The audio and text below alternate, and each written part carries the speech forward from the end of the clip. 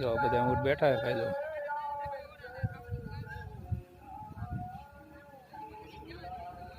ઘણા બધા ઊંટ છે ભાઈ.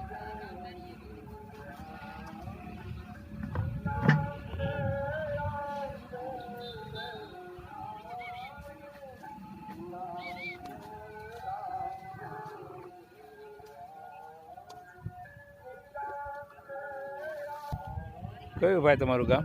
ગામ ધેણકી. ધેણકી. એટલે ઊંટ લઈને આવ્યા છે ને બધી? હા બધા ગામડે ગામડે ફરવાનું? હા. બીજું કઈ કયો? આમાં જ્યાંથી હળી કાઢી જામ છે. આમ તો પણ સારું ને? હા તો એવું છે.